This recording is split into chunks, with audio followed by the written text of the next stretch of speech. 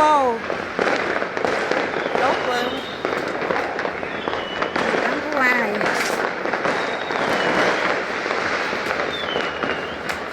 Đi lên đây đi ngồi chơi.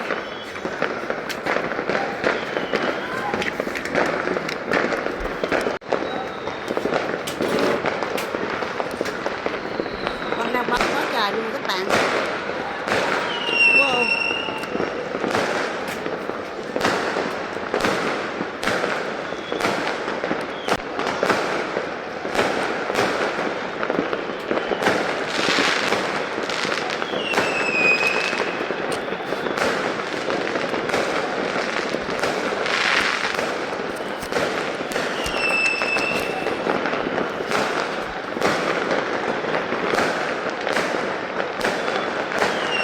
Bắn pháo hoa đùng đùng luôn á các bạn.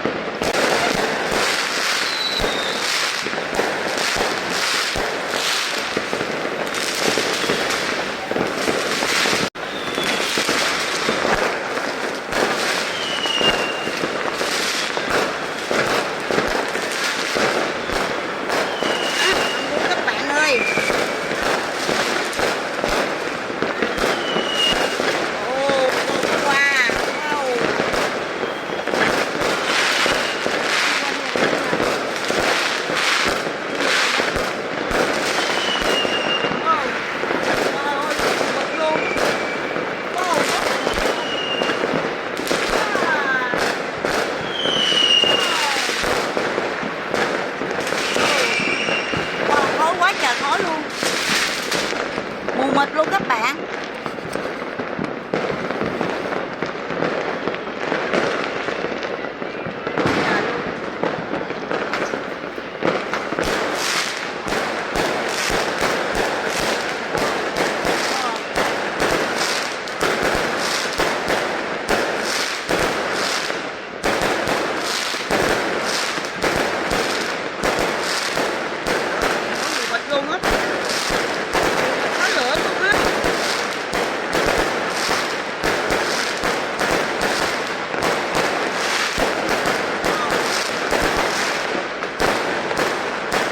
Quá trời đẹp.